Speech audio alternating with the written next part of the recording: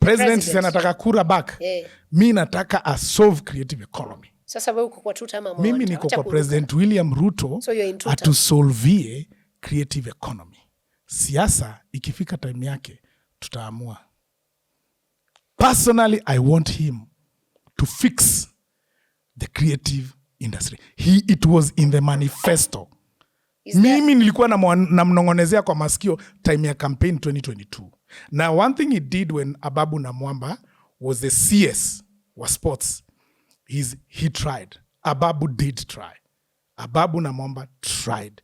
He's the brains behind Talanta Hela. Yes. We were headed in that direction with Ababu Namwamba. We were headed there. Now where are we? We were headed there with Ababu Namwamba.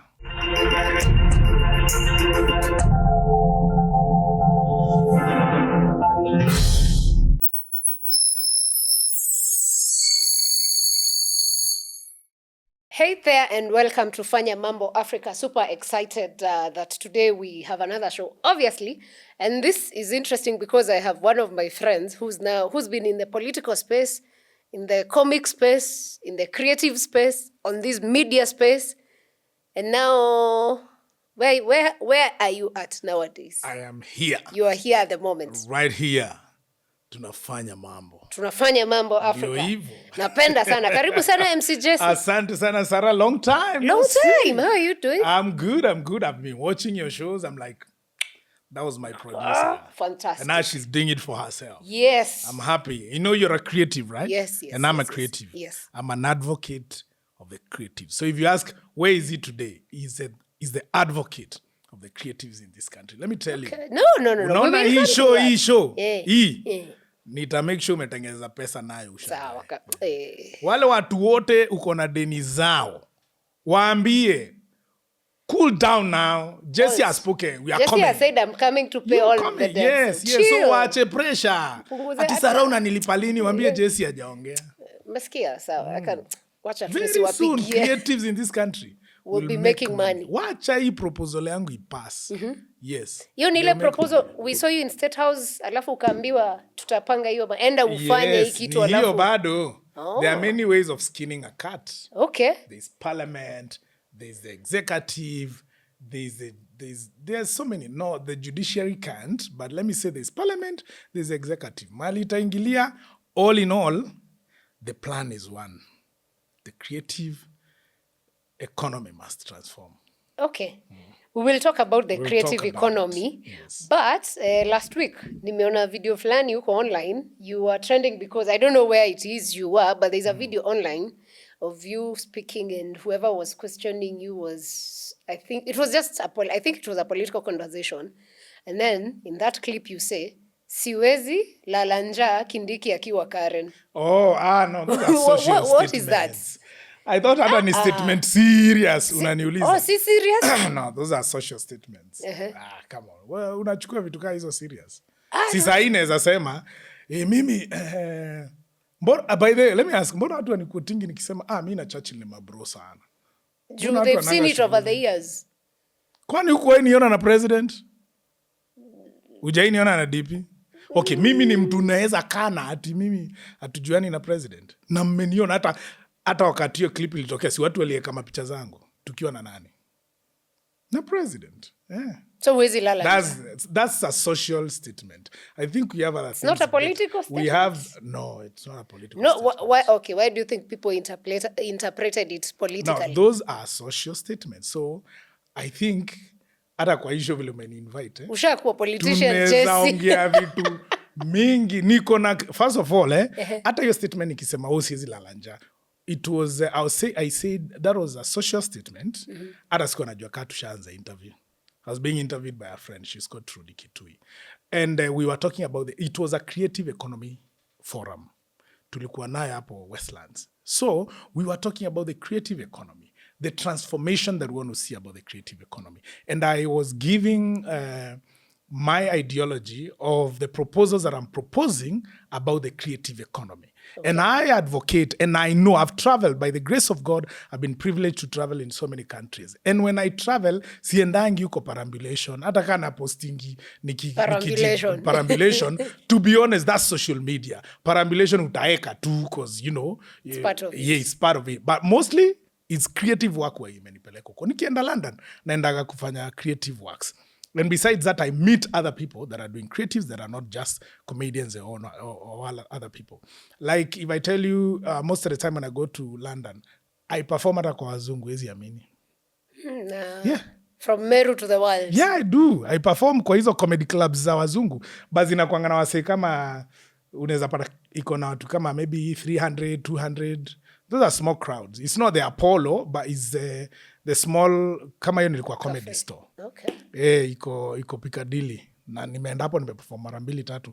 And it's their production. They don't allow people to record. Hata ukifika hapo unaekanga simu kwa kabag, unasil mnaacha kwa mlango. And I know one day maybe hizo clips zitaitokea.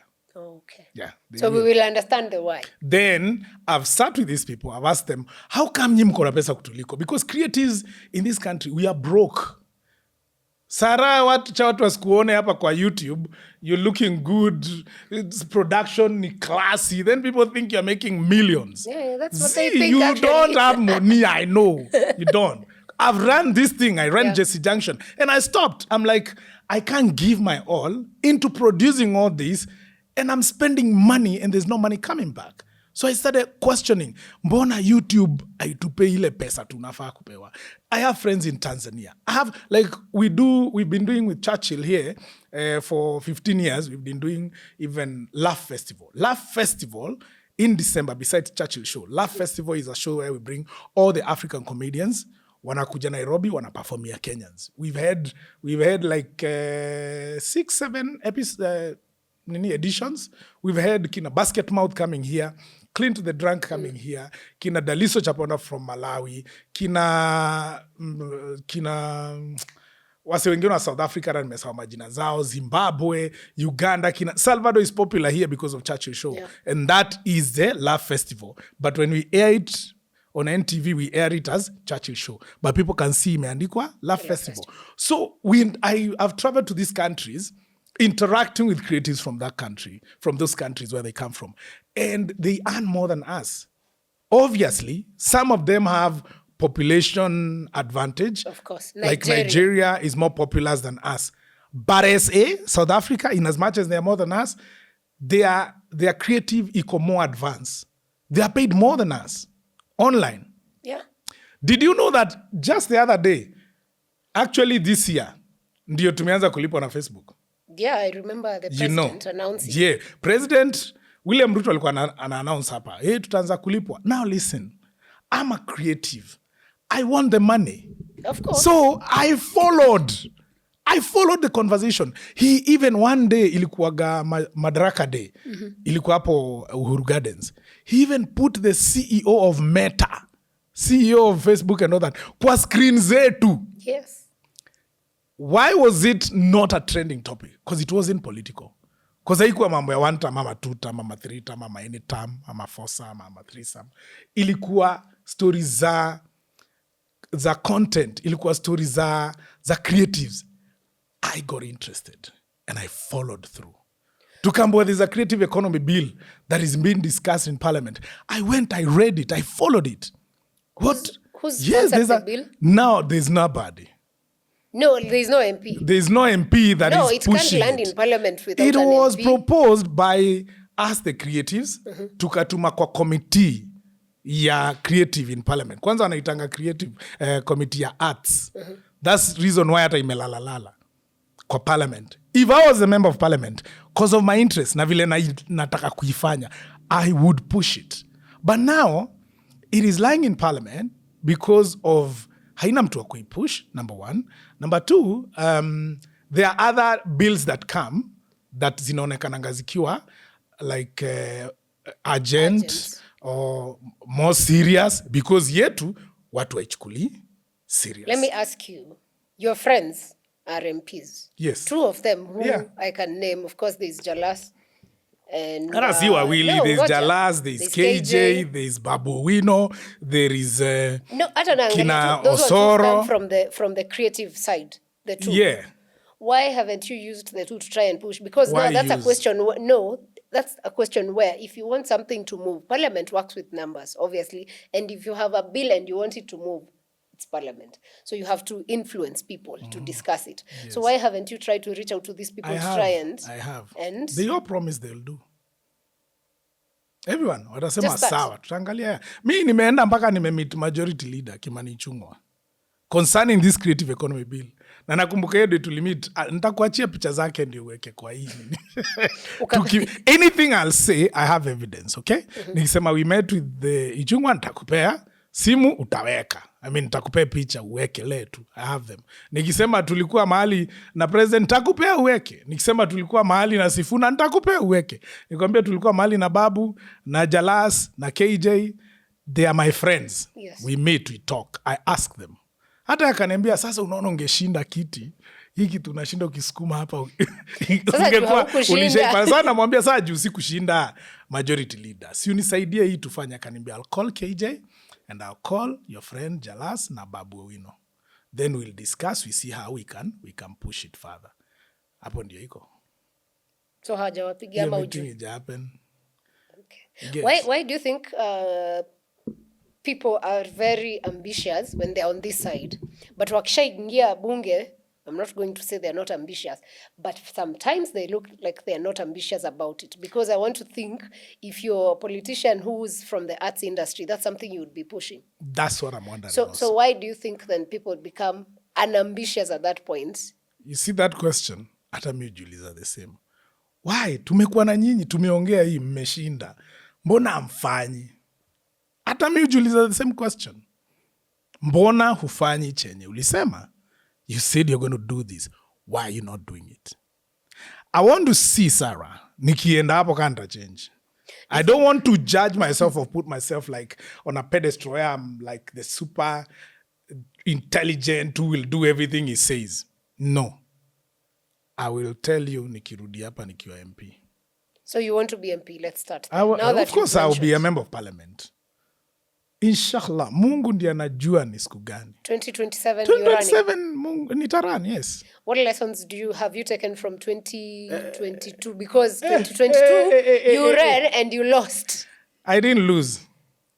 I did not lose in 2022. The word in English is no. You win or no, that is whichever English. Semantics. For Jessy, I postponed my victory. Yeah. I didn't lose. I postponed my victory. And I think I'm allowed to say that because ni yangu. Maisha ni yangu, Sara. Tusikupangie. Usinipangie. Sapangwingwi. Utapea watu memories. Zini sawa. Sio hawa nakumbuka. Me, I know. 2027, by the grace of God, I will be a member of parliament. So what lessons have you taken from? I learned a lot. That's why I'm confident that I'll win in 2027. Because I know the mistakes I made. Define a lot. A lot. Yes, you say you learned a lot. So that's what I wanted to explain, that there are many mistakes that I made. So I highlighted the mistakes that I did. I don't really need to tell you, these are the mistakes I did, because they might actually not be mistakes to someone else. Because constituencies differ. Of course. People differ. For example, I realized, let's take an example of who is the most popular MP in Nairobi? It's Babu, yeah?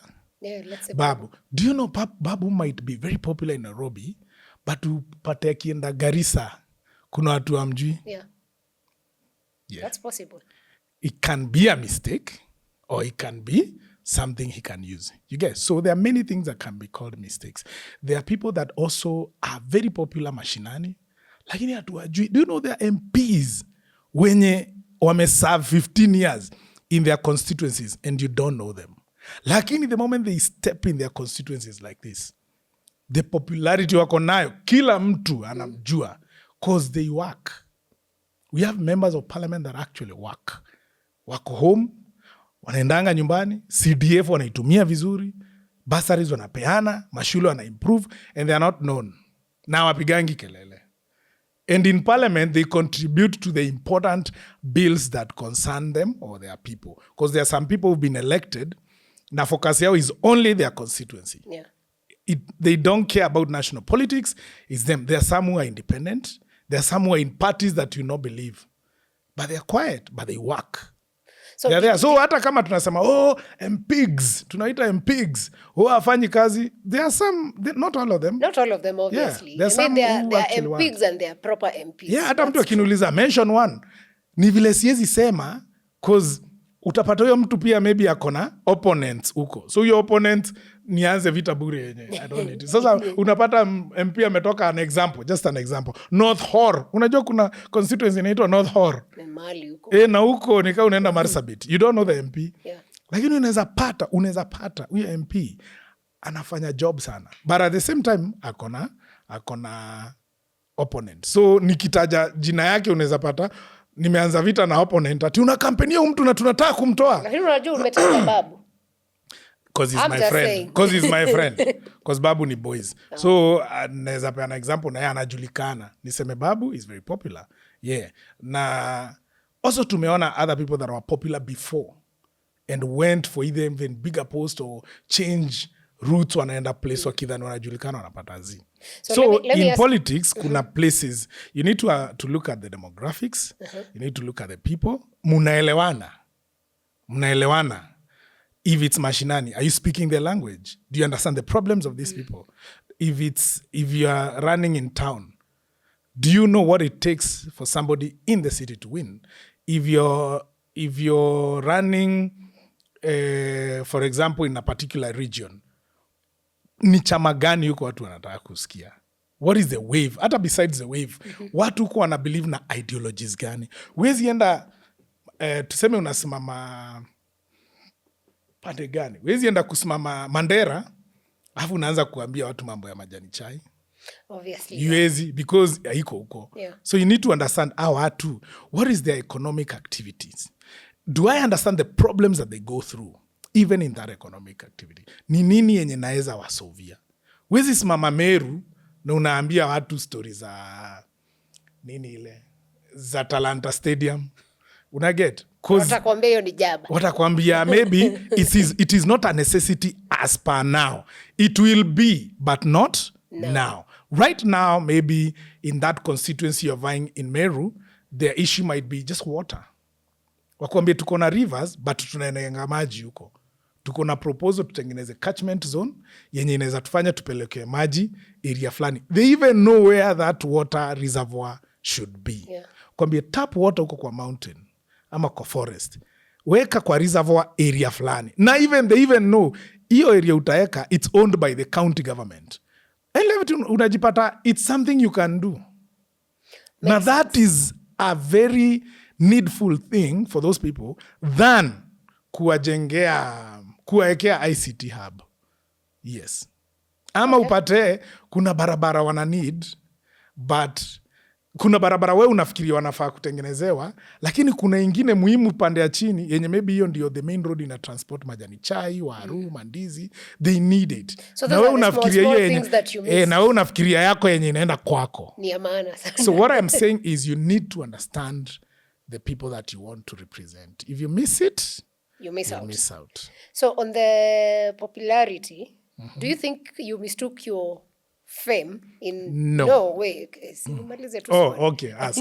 Do you think you mistook your online and TV back then? It was you guys were national actually because TV was being seen. Your fame to reflect as voters or support for votes? No, that wasn't the issue. Kwetu ilikuwa gani wave. Oh, it was just a wave ya party. Yeah, wave ya party. Sele tulivurugana kidogo kwa party na the party agents huko. Kwa sababu unaenda unapata wewe unajulikana countrywide. Wewe maybe ni member wa particular party. Very popular. Lakini kuna wenye hiyo party, hiyo unawakilisha nationally, kuna wenye hiyo party kwa grassroots. Yes. Unaona tuseme Alpha House is a party. Yes. Alpha House. National party. Iko na elections. Iko na leaders. Iko na delegates. All they from grassroots mpaka national. Yes. These people are the owners of the party hata pale mashinani. So hata uende ukiwa wewe ndio ule MP incumbent ufike hapo, hawa watu ndio watadetermine kama utapata tickets or not. It has nothing to do with the party leader. It has only something to do with the party leader whereby maybe he has an interest. But sometimes, like we used to see with Baba, the party leader has an interest. Yes. Whatever interest. Akiamua, I like this guy, undi anataka apate, anaweza ifanya ikue. Lakini, hata akiifanya ikue, you might lose the election. Because maybe wale watu wako hapo chini wanaweza kuwa wewe hawataki upewe. Unaget? And then, party leader akisema upewe, hata wao wanamtoka. Wanaenda kwa opponent na wana make sure ume lose, wafunze party leader adabu. What happened in Mount Kenya in 2022? Jubilee candidates wengi sana wali lose. Why? What were the Mount Kenya doing? Trying to punish Uhuru Kenyatta. Yes. So party politics is very critical for anyone who wants to run. Kwanza mashinani. So let me ask you, for instance, me, I'll mention parties because I don't belong to any. Let's say now Sifuna is like a wave in Nairobi or wherever across the country.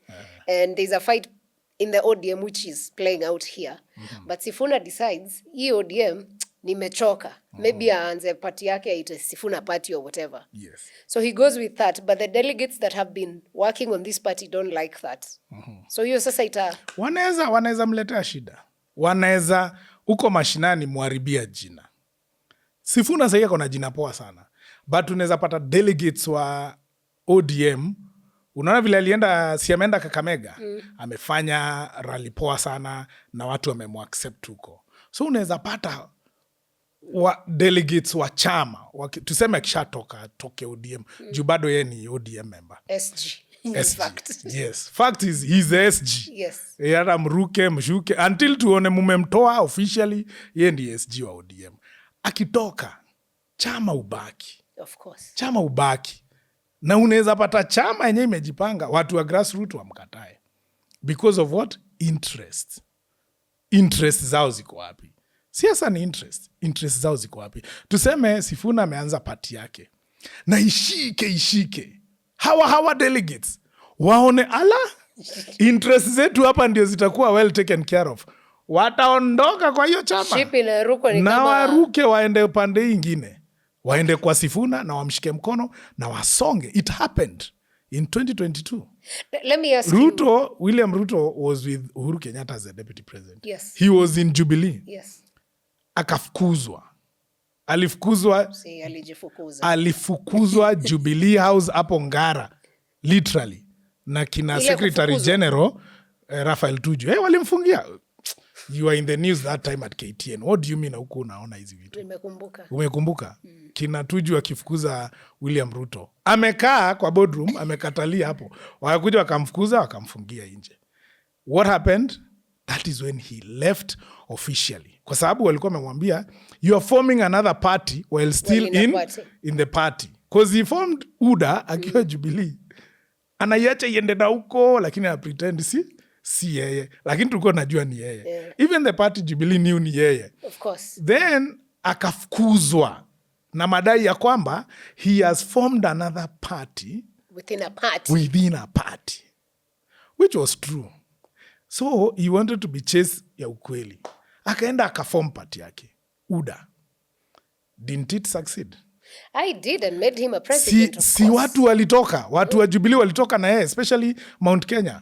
Na wale watu walikuwa wameanza nao Rift Valley. Walitoka, wakamjoin huko and they made a party. So even Sifuna right now can do the same. It is possible for such a thing to happen.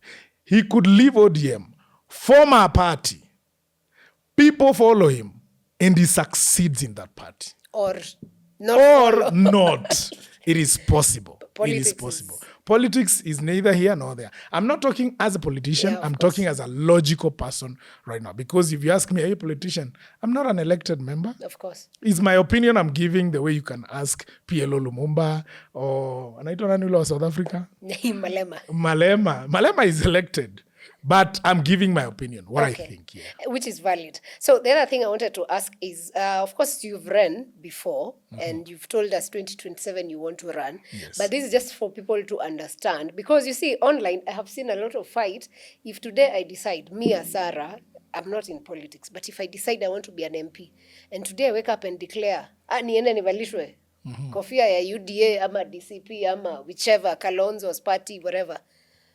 Online people come and now, umetusaliti, you become, Yes. It's like we had an agreement with people, which we didn't. But my question is, how do people need, as voters, need to understand what it means for someone to choose a party? Well, first of all, kama kuna mtu hana msimamo, don't vote for them. Vote for people when you're na msimamo. And I've learned that in politics. And also, besides that, it also says something about, it says something about a person. But for once, stand for something.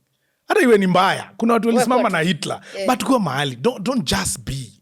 Don't just be. Have a msimamo. Even the voters, look at someone who has a msimamo. Kuna watu wamefuata baba, walifuata the late Raila Odinga, tangu waanzani, wakamfuata blindly na hivyo na ikakua.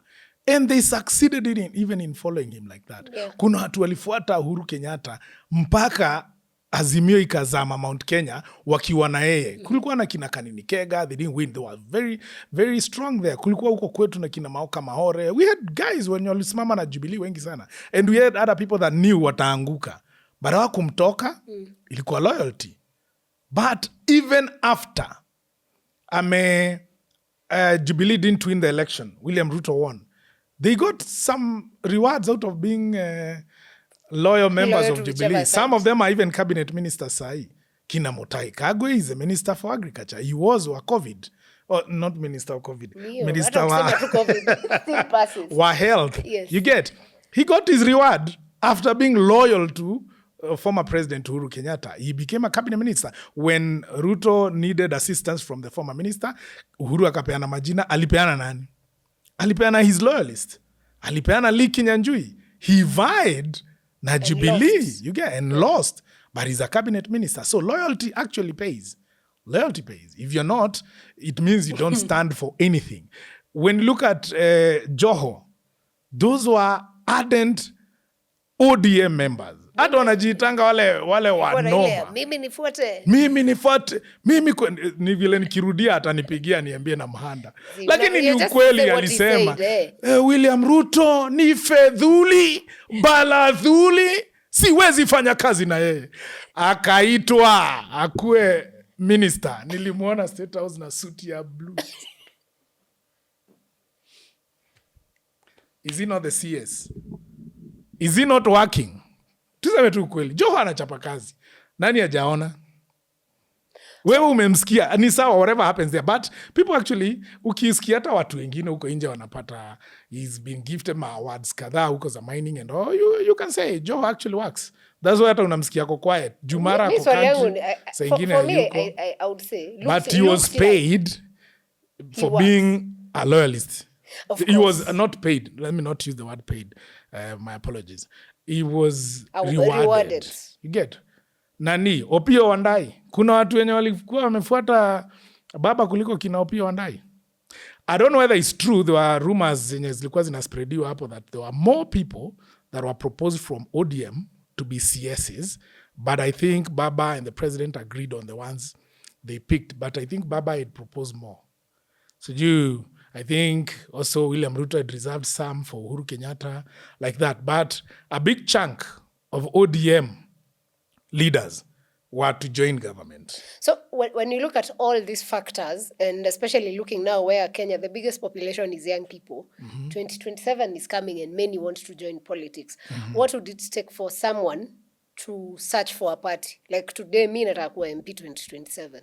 What should I look out for in terms of looking for a party? Look for a party that speaks to the values that you have as a human being. You get, as an individual. Do you want to get into politics, okay? Do you really understand the issues that are affecting our country? Ama zako ni za social media. Because kuna issues za social media na kuna real issues kwa ground. Lakini kwani za social media si real? Si real. How? Hizo ni zinakuanga mali kila Mkenya kuna freedom ya kusema kitu yoyote. For example, nimetoka kuexplain hapa saa hii. You have to understand watu wa mahali unataka kusimama wanataka nini. Whatever they want is not on social media. Ndio nikakupea example. But it might be on social media. No, maybe wakona group ya your constituents. Kama ni group, hiyo ni group. Go and join the group. Now that is different from social media. Issues ina affect watu wa Malindi constituency. Haziko online. Hazijaekwa huko kila mtu anaona. Watu wa Malindi ndio wanajua mahali wanaziwekanga. Enda huko. Kama wanaziweka WhatsApp, enda huko. Lakini huwezi win kwa WhatsApp, huwezi win kwa Instagram, huwezi win kwa Facebook, huwezi win kwa YouTube, hata ukwewe ni nani. Utawin kwa ground. Lazima uende kwa ground. Kama unataka kusimama atuweni kijana, enda ground. Enda huko. Talk to the people that are going to vote for you. Don't go telling them the solutions you're going to bring. Go and listen to them first. Usikie kama hizi shida wako nazo, wewe unaweza tatua. Kama unaweza, now talk to them and show them your ability to solve the problems that they have. If you can't, wacha. Rudi kwenye ulitoka. Rudi, because utaenda kusumbua watu hapo. There's somebody maybe that is serious there that wants to solve those people's problems. Na wewe umekuja hata maybe ugawe kura. Maybe wewe ni msichana unapendwa because you have booty online. So uende confuse wale wenye hawajaangalia issue based politics. Unagawa kura, unaharibia mwenye maybe a real person that would have won. You get. So if you want to get into politics, understand the issues. That's what I'm saying. They are not on social media. That's why inaitwa social media. We relate with issues socially. Hata za Nairobi haziko. Hata za Nairobi we relate with them socially. Sarah, we are in Nairobi right now. Hapa tuko. This wonderful studio of yours is in a rich neighborhood. Now, the issues that are affecting the people inside Kitusuru. Sitaki tuende kwa ghetto. Kitusuru iko ward gani? I mean iko constituency gani? Kabete. Okay? Mbunge hapa nani? Wa Masukuru? I guess. Now, Kabete. Iko ward gani? No. Kitusuru iko Westlands. That's why iko kwa ward inaitwa Kitusuru. Yes. Iko kwa ward inaitwa Kitusuru. Issues za ward ya Kitusuru in Westlands are very different from issues za ward ya Kangemi yenye bado ni part of Westlands. So, MP wa West, Honorable Timo Wanyonyi, anakuanga na watu. I think this is the third time amekuwa MP. He understands hizi mashida. Now the other people that want to vie, do they understand issues za Kitusuru, issues za Kangemi? They are different. Na nakwambia ukweli, issues za Kitusuru haziko online. Unaweza ndupate this whole Kitusuru, which is a rich neighborhood, is very affluent. Their issue is not electricity. Obviously. Their issue is not water. Their issue is not roads. Nimepita huku hakuna potholes. Imetengenezwa jana. Aha, good. Ni jana. But mi sijui, I've just come here today. So unaweza pata issue yao sio hizo zenye wewe unafikiria. Maybe issue yao ni stima upotea sana. Issue yao si connectivity. Issue yao ni inapoteanga sana. Issue yao ni image tumekuwa nayo because of the construction that have happened in Mwemuto, which is the neighboring ward from Kitusuru. Ime-interfere na sewer line. Ime-interfere na maji. So they're not getting water vile walikuwa wanapata. But wanapata, maybe they get from Friday to Monday. So Monday to, they are now forced to installing tanks, nini. Unaweza pata hizo ndizo issues zao. But ukienda the other side of Westlands, which is still in Westlands constituency, uende maybe Kangemi utapata sasa wao hata hii maji yao wako nayo. Hawa hawana hata atone ngo. So they need water reservoir, water ipelekwe pande hiyo, piping, nini. They are starting a whole new life that these people have lived with for years. Yeah. So if you, uwezi niambia hizo issues iko online. Utazipata zinadiskasiwa hapa. You actually that makes sense. Yeah. Your argument makes sense. So lazima uende kwa ground, lazima uende. Sasa na you have to go na uongee na watu wako, ujue shida za hawa watu ni nini. Karauri, huyo wa Kasarani, do you know he won without online presence? Watu walishtukia, huyu jamaa SportPesa ameshinda. Why? Because alikuwa anashinda ground. Ungeenda huko Kasarani unasikia watu wanaongea mambo ya Karauri. Iwe ni pesa alipeana or whatever, hakupeana online. Of course, online it was alipeana kwa ground. Sasa, You alivisit watu, akuvisit online. An example, Jalas. Kwani unadhani Jalas akiwin Lang'ata ni because alikuwa anafanya radio, kazi kwa radio akisema, hey, this is Kisu 100. Played a part. It played a part. Of course. Kujulikana. However, kama angeenda ground, kama angeenda na huko Mugumoine, angewin. So na kwa kuselect a party, because umeongea about inaitwaje ile like what Mount Kenya did, inaitwaje ile Euphoria. So now, thank you. When it comes to a party, also go to a party that sahi siasa imechange. Siasa imechange sana. A while ago, you just needed a wave. Right now, Kenyans are not stupid. Kenyans are wanakuuliza maswali. MC Jessy akisema kitu hapa, hawaiachi ipite, lazima wanihande. Kwani unasema hapa hatuwezi lala njaa Ruto akiwa State House? Wewe ni nani wewe? You see, you have to be answerable to every statement that you make out there. Yeah. Of course, we make mistakes by statements and all that, or we make the right statements and all that, but mean what you say. If you say it, stand with it. If you don't mean it, also jua watu wanakuangalia. So you as an individual, jiulize, what do I stand for? Do I subscribe to the issues of this particular party? Do I like how they do politics? Do they speak to me as an individual? Yes, join the party. Whichever party. Join the party. But to win, tumia akili ujiulize sasa, ni saa nimependa hii party sana. Mi napenda ODM sana. Lakini nitawin naye hapa Meru. Jiulize swali. Because there's a difference between winning and leading. Yeah. Winning, you have to win. Leading, now is you as an individual. The party doesn't play any role there. Umeshinda kama MP wa ODM.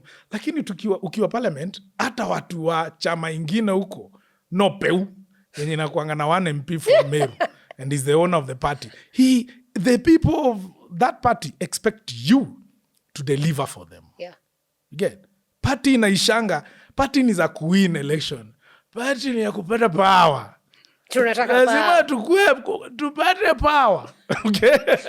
So party ni ya kupata power. Mkishapata power, sasa ile yenye ulituambia manifesto, tuonyeshe.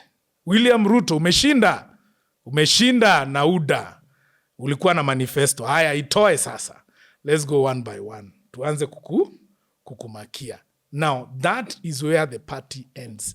The party thing of winning. So when you want to join a party, when you want to win an election, join a party that you know will make it easier for you, maybe, to win. Or join a party that serves you. Unaweza kuwa kuna watu wamesimama na ideologies zao, hata party inakuja.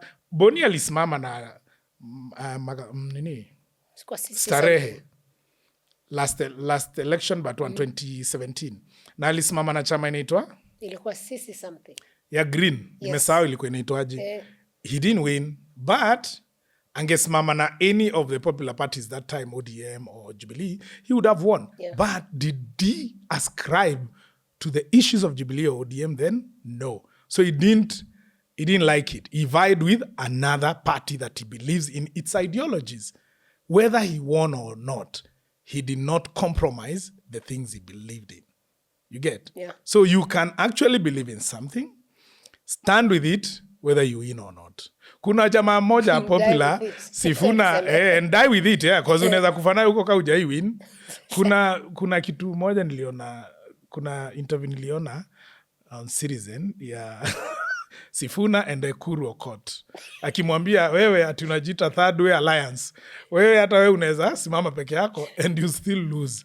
Unaona, alimwambia hivyo. However, also kuna heshima ya ule jamaa mwingine Ekuru, because Ekuru hajai join party ya mtu mwingine. Yeye ni wa Third Way Alliance yake.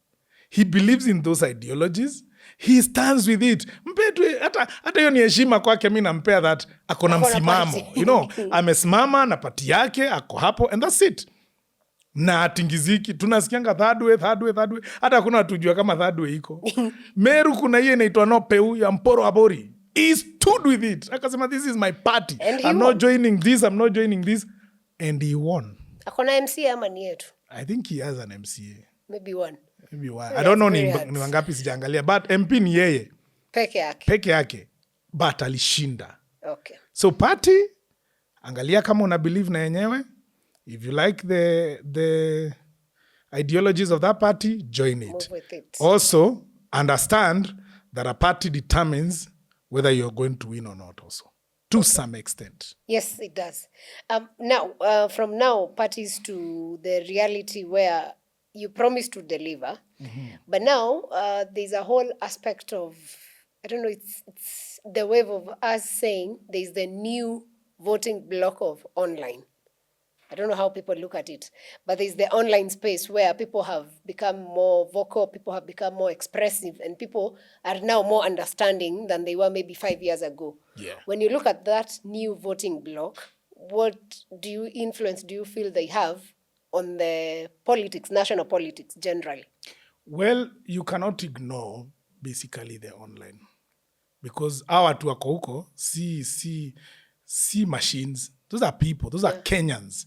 They are online. They are expressing their views because they may not have any other platform to use, to express their views. So they use online platforms. Yeah. Kuna watu wanoma sana on Facebook. Kuna watu wengine hatari sana on X. Kuna watu wengine sana hatari sana on TikTok. But that platform they found is like a party. They found a space where they can express themselves.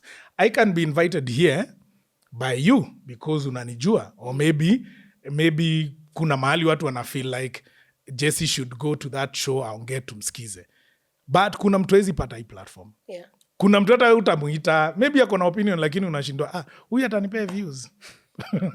Ama will people watch? Because also Kenyans, we watch people that we are familiar with. So they don't have a place they can express their views. But online is open for everybody. Every Kenyan, you can say whatever you want. Sasa watu wako pale wanatoa maoni yao. It is a space that needs to be respected. If you remember the 2024 Gen Z-led protests against the Finance Bill 2024, it didn't come from any other place. It didn't come from TV. It came from online. Yeah. So those are real people. For the first time, the government was found flat-footed because they didn't know that online are real people.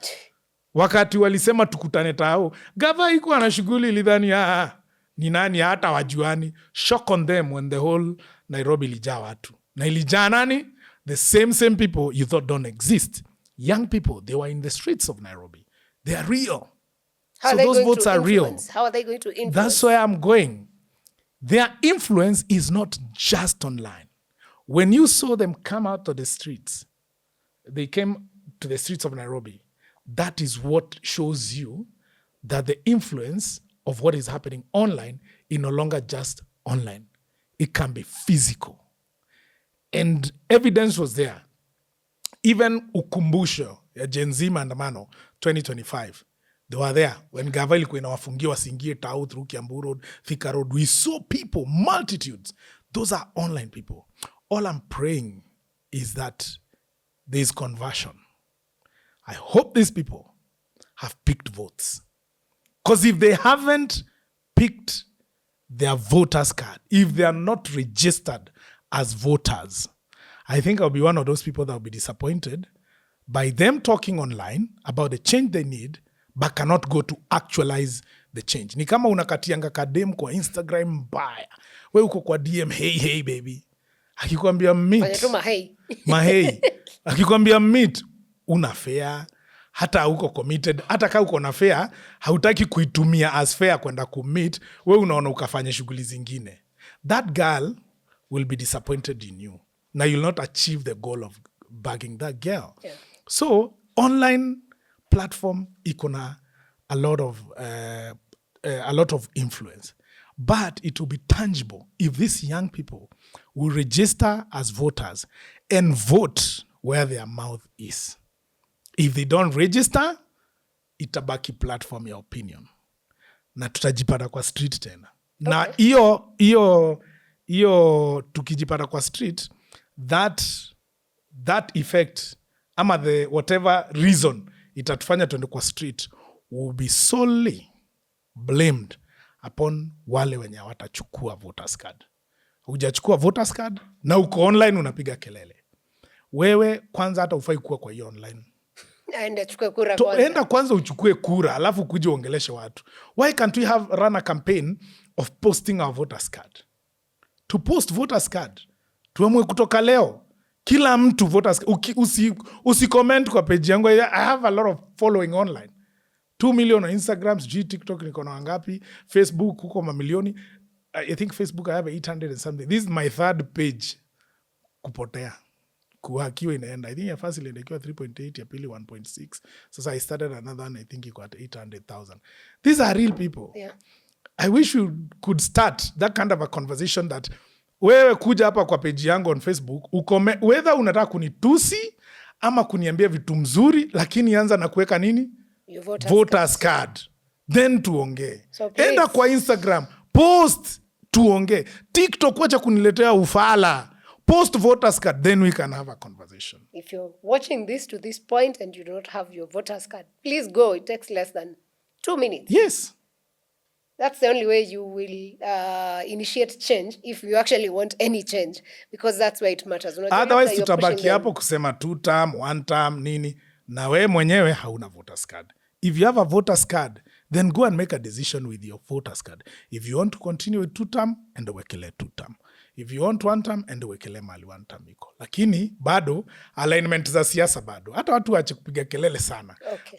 Bado alignment. Hatujajua. At least I think it's only President Ruto who's saying he's running for president another term. Sindio? Matiang'i amesema anataka. Yes. Gachagua amesema anataka. Kalonzo anataka.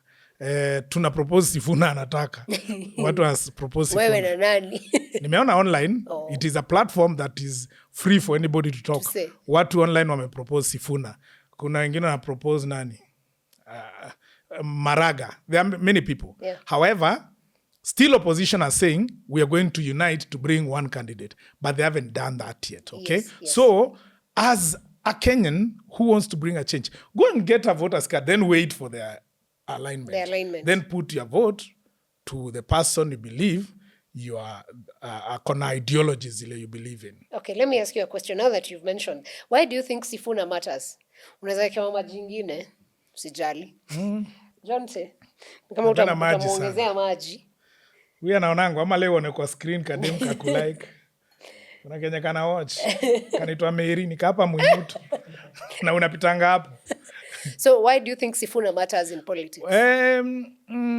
Sifuna si ati he matters or he doesn't matter. Sahi, he's been there. Of course. As the SG wa ODM. Kwa mapenzi ya Mungu. Amekuwa. Mimi sikumwombea akuwe SG. Mimi nilikuwa UDA. Anaambianga delegates wa ODM. Wa ODM, okay. In his words, kwa mapenzi ya Mungu. So he's been the SG ODM and a senator Nairobi. Yes. That is a person of interest. Why? He's elected. We expect, as I was saying, him to deliver on the manifesto that he had said when he was vying. Oversight on Nairobi. Yeah. Thank you, my brother. Asante sana. Unajua kwa nini nakunywa maji sana? Ni vizuri kujua, tuambie. Kwetu, our home in Meru is like Mesopotamia. It's a land between 2 rivers. But Meru, you have like 14 rivers before you get to Nairobi. So, maji tuko nayo kwa wingi. So, we always take water. Okay. Anyway, so Sifuna, why he matters is always mattered because he's an elected member of parliament. Any elected leader matters. So, for now, amejilaunch. I can't say much because hata mimi nataka kungoja kuona hichi kivumbi kinaenda wapi. He's just started. I think the only thing I can do as his fellow young person is to wish him well. Okay. Because whatever dream he's pursuing, ajasema kama na run for president, he's trying to defend his seat as a senator or Nairobi governor, or maybe he's going to vie in Kakamega, tuliona rally huko. He has not said what he wants. He's fighting for change. Change within the party of ODM. He believes kuna watu ambao hawajasimama na the agreement that the late Prime Minister Raila Odinga and President William Ruto that they signed at KICC. The UDA, ODM, MOU, the one they had. Yeye ndiye ameishikilia, is the custodian as the SG. So he feels kuna watu ambao walienda wako na sentiments, wanasema baba aliwaambia individually, but yeye alikuwa anasema kama haujaiona mahali baba akisema in public, then he never said it. So he is in a quest for the truth inside the party. I'm not a member of ODM party. I was a member of UDA. I think I'm still a registered member of UDA. I was going to ask, did you leave? I had left, yes. No, officially, like from... Yes, I had left. You cannot vie even as an independent. Kama hujatoka kwa all political parties. I had left, yes. Oh. But after President Ruto won, I became a member again. So now you're still a member? I'm still a member, yes. So you are a believer in UDA ideologies? I was a believer of the manifesto of UDA because I read it and I know it. Do you think UDA has lived to implement its manifesto some of for them, the... Yes. Is it 3 years plus? Yes, now? some of the manifesto, then walikuwa wamesema watafanya. They did. Like what? SHA. SHA was in the manifesto that tutabadilisha NHIF tulete SHA.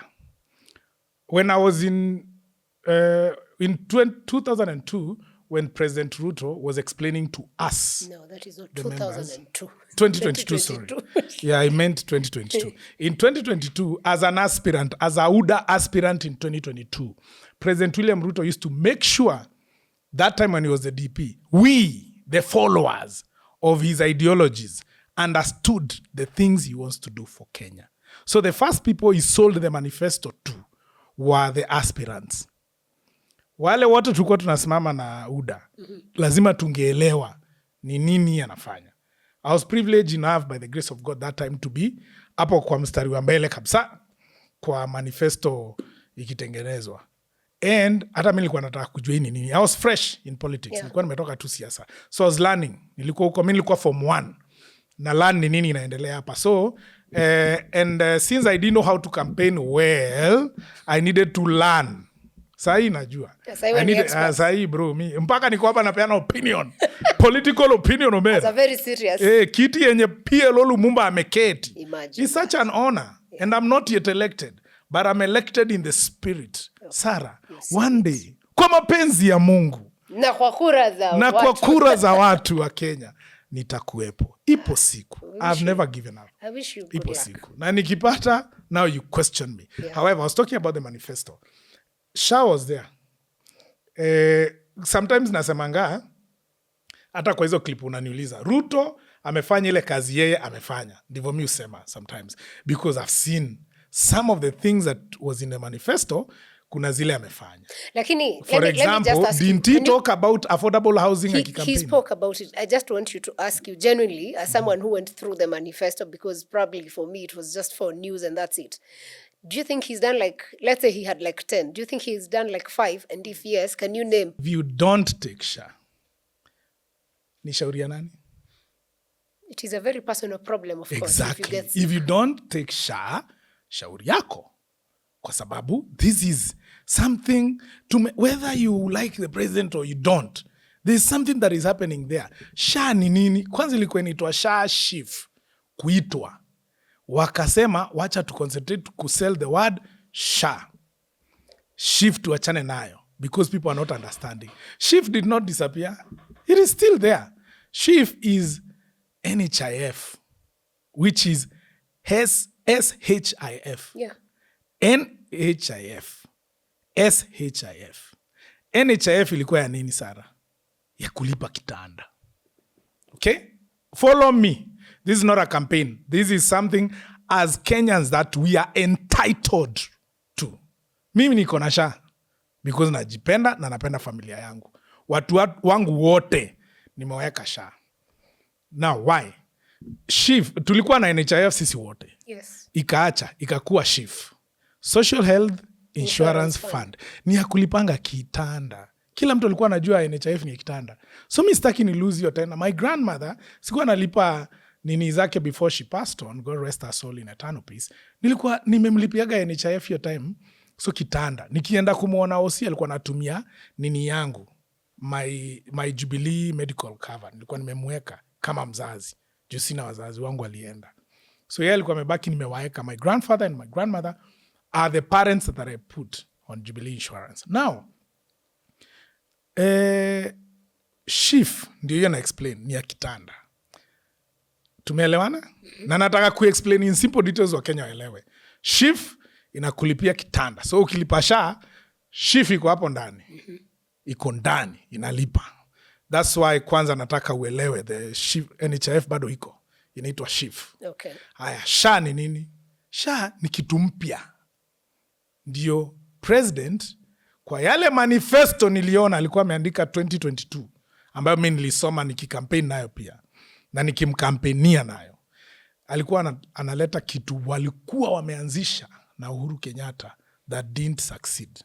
Universal healthcare. Universal health coverage. So he decided, let's have every Kenyan insured just like the corporate Sarah, the corporate John, the corporate Moses, vile wanakuanga na medical cover. Wacha kila Mkenya akuwe na medical cover. Kama hiyo yenye niko nayo ya Jubilee. Ama yenye uko nayo ya another company. Kama hiyo, lakini ya serikali. Nataka uelewe kabisa. Cause yenye naona ni kama wewe huna SHA. So mimi, I'm not saying at yo tuna campaign. No, that is something I think Kenyans should take seriously because it's about health. Yeah. SHA ni insurance, Social Health Authority. That's an insurance. Wewe uchukue ama usichukue shauri yako. But I would ask you, just pay because it's the cheapest insurance that you'll ever hear in the country. Hakuna insurance company inapeana medical cover cheap kuliko SHA. That is the cover. SHIF, kitanda. Ukilipa SHA, kitanda inalipo hapo ndani. So ile SHIF iko wapi? Hapo ndani. Hata ukienda usiku mgonjwa utapata wameandika SHIF imekulipia kitanda siku fulani. SHA ina cover nini? Surgeries. Let me give you an example. I have a security, ukweli, by the grace of God. You have the number. I have a security detail. That's what I mean. Like niko na mtu ananiendeshanga huku kwingine. Sasa he's my friend. And my security alipata brain tumor. Sasa kusema jina yake juu aliniambia juzi pia niache kumtaja. Juu karibu aende. So yeye alipata shida. Alikuwa na brain tumor. Of course nani sasa angemlipia medical? Siwe mdosi wake. Mdosi. Yeah. So by the grace of God, we went to Kenya. Nikamwambia ende Kenyatta. Akaenda Kenyatta. Akaenda akapata kuna daktari Meru. Mcha sasa tuweke ukabila hapo because it is a positive ukabila. Akaniambia, hey Jessy, nimepatana na daktari Meru. Na naamini wa Meru wote wanakujua. Nikamuuliza anaitwa nani? Akasema anaitwa Dr. Bore. Bore? To be honest, yes. Tunajuana. I used to work in a hospital yenye nilikuwa shule the next door. I was in St. Cyprian Boys High School. He was working in Tigania Hospital. Na zote ni za Katho. Okay. Our school, church, hospital. Ziko pamoja. Like you walk like this. 20 meters, 10 meters, 50 meters. You know how Catholics are. So Dr. Bore tulijuana naye kitambo. Akiwa kijana. Now he's the chief head of neurosurgeons. He's a chief neurologist at Kenyatta Hospital. First of all, nikafurahi juu. Nikamwambia kiana ni daktari, hiyo security wangu ni mpoa asikufe. Na alikuwa ameshikwa na stress, anaanza kuchangisha pesa, anataka kwenda India. Nikamwambia bro, don't worry. Hebu tuangalie. Kupata ni Dr. Bore, nikamwambia Dr. Bore, unajua hii bili ya msee ni yangu. Sasa akianza kuniambia mambo ya India, we are talking of 5-10 million flights, accommodation, nini, aende, alafu baba amemalizikia India. Sasa unataka pia huyu aende asirudi? So nikamwambia, yeah, I was serious. Na huyu security wangu ni Mjaluo. I'm telling you. Omera bwana. Hataki kuenda India because of baba. I'll tell you that for real. He loved baba vibaya sana. Na yeye alikuwa anasikia India nashtuka. Anambia baba alienda India kurudi. Mimi ni nani? Enigma kurudi. Mimi ndio nitarudi. I'm telling you, serious. Alikuwa anasema hivyo. Nikamwambia it's okay bro. Wacha tuone ni aje. So doc akaniambia wacha ni muangalie. Akamfanyia MRI, I paid. akafanya MRI haiko SHA. CT scan, MRI, si ndizo zile za nini? Hazikuwa huko because alisema I want to send you for MRI and CT scan zenye najua results zake naamini. Akantuma kwa mse, tukaenda akafanyiwa, akarudi akasema yeah, easy, I can work with them. So anahitaji surgery. Akasema na hii kitu ni expe. Uko na SHA. That is the chief neurologist aliniuliza. Unajua nyinyi mnadharau hizi vitu za serikali na zitawasaidia sana. Comes, what do you mean daktari? Chief neurologist, Kenyatta Hospital. Not private, not Aga Khan, not Nairobi Hospital. Kenyatta Hospital. Akaniuliza, akaniambia na mdomo yake, unajua hizi vitu nyinyi mnaenda kuzipigia siasa huko mnazidharau na ni vitu hapa zinaweza wasaidia. That was personal. Nikamwambia okay, so akaniambia nikaenda nikaregister. Kuna billing segment Kenyatta. I walked there, I saw a lady. Nikamuuliza kuna hii mambo ya SHA. Akaniambia wewe sinadhani wewe ati, kwanza aliniambia si wewe nadhani wewe ni mfuasi wa Ruto, mbona una SHA? Ukweli hata mimi sikuwa na SHA. Nikaingia akanionyesha. So, registered? Very much, plus all of my family members. Tukaingia hivi akaangalia akaniambia these are the services that SHA is offering. Wewe Sara ushaingia uone SHA ina offer nini? Mimi bado sija kusema. So meaning hawezi host Mercy Mwangangi hapa, the CEO of SHA. Ni vizuri atanionyesha because let me tell you, the day I tried it actually was not working. Not story na working. No. Nimekuuliza, do you know the services that SHA ina cover? For example, I know you have medical cover, right? Yes. Kwa hiyo medical cover ule alikuja kukuuzia. Huyo wa Jubilee or whatever medical cover alikuwa anakuuzia. Si alikuexplainia kila kitu. Anakuambia maternity, dental, optics, kila kitu. So you were very keen when it came to something that you are even paying more for. Ukaangalia, ukamuuliza na nikipata mtoto, what if sasa niende niangaliwe nipatikane niko na kitu huko ndani, anakuonyesha. Akakupeleka word for word. Ya nini? Ya zile vitu unafanya. Lakini ikikuja SHA, hautaki kusoma ina offer nini. And you know mali hata mimi naweza kosoa SHA. If the CEO Mercy Mwangangi anatusikiza ni nini? Advocacy. Kenyans don't even know hii SHA ina cover nini. Exactly. Hapo mmefail. Sasa, because how is communicate. Mercy Mwangangi, this has nothing to do with the president. Alishatoa program yenye ana believe itawaka. Wewe umepewa kazi ya CEO. Ambia mtu wako wa marketing, atutafute sisi watu wa creatives. Tumfanyie hiyo communication ya ku break down SHA nini. Kama vile naisema juu, mimi naisema out of experience ya security wangu. Okay. Vile alipata brain tumor. So akalipiwa brain tumor which was 504,000. 504. Angalia uone. Walilipa yote. If I'm lying Mercy Mwangangi, angalia uniambie kama brain tumor si 504,000. They paid all of it. All of it. So 504 brain tumor ikalipwa. Wakalipa shift sasa, which is in ndani ya SHA. Wait, let me ask you. Yes. Don't they say that you have to have been registered 3 months before? No, mimi nilimregister akakuwa eligible. Hata wewe ukiregister sasa itakuonyesha. Alafu ni app ukiregister hiyo mali iko red ina turn green. Inakwambia eligible. Okay. Try it now. I will try. Yeah. I don't want to try here because it might take time. Ujamaa, wacha tu ni explain hii ya mwisho because hii kitu ilinifanya ni kitu personal kwangu yenye I wish Wakenya wanaweza fanya whether you like the president or you don't like. Yuko ameleta hii, you don't have an alternative and I'm telling you it works. If hiyo SHA ilimlipia brain tumor, kitanda ilimlipia hiyo surgery, alafu ICU bed siku 2 za kurecover, alafu ward akalipiwa hizo vitanda zote hizo siku alikuwa. The amount of money we paid was for daktari, hizo vitu walitumia juu walimfanyia surgery ile ya kuingiza vitu na huku na operate kwa camera, so alikuwa na bleed huku sana. I think hizo medication, consultation, bill yake ilikuwa 822. I think we paid something to do with like 76,000 thereabout. Yeah.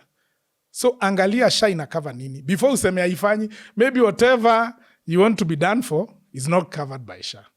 So SHA right now with Mercy, they are trying to increase the services zenye watakava. I will register. Alafu the other bit, I will make sure mbona uniulizi na SHA inaibiwa? Mbona uniulizi? 11 billion. Even if I ask you, you're not the CS. No, yeah, I'm not the CS. This is just an opinion. When Mercy comes here, muulize pesa inapotea kwa nini? Na mimi kama Jessy niliona SHA ikinifanyia kazi. Lakini bado pesa ilipotea, hiyo nayo tukataa. Sasa pesa ikipotea, call the CEO of SHA, Mercy Mwangangi, who was the CAS during Uhuru's time. Akuje hapa akwambie. But I'm telling you, when she comes here, please tell her, the creative industry, we are here, we are available to expand your message yake ya vile SHA inafanya. And I'm telling you, we have other people with testimonials. Thank you very and much. And the others who are saying kabla utuke hapo kwa creatives, I might forget. I have a question. Hatuwezi sahau creatives. Ngoja. Specifically, there was just, I think a week ago, there was a story that there's 100 million that the government wants to use creatives to, like communicate their projects, like what you're talking about. Yes. Are you a beneficiary as we speak? Let them bring it. Let them bring the 100 million. Mbona creatives tukipewa mnaleta shida? Ni kuje. Iyo 100 million. Oh my God. Nani anapeana? Ilikuwa imeandikwa nani? Sijasoma hiyo story. Walisema the government. So the government wanasema the government is very... Alitenga ama shatenga? Ni kama alishatenga. Mbona mnaamini alishatenga na akisema kwingine atatenga muamini? Last week. Alisema? This is what I think 2 weeks ago. So the question is, last week tuliona, there's this guy who supports Arsenal. Useful. And some other guy. Wanalipiwa na Masagara to go watch, waende huko. Nani aliwaombea hiyo pesa? I think ni Jalas. Siko sure, lakini inaweza kuwa Jalas. Huko sure si alikuwa kwa video, si ni alikuwa anaomba kwa rais. Niliona yake ni ile ingine ya no, aliomba rais akamwambia kuna ama boys wa support. Akakubali. That was personal. Jalas went to the president akamwambia.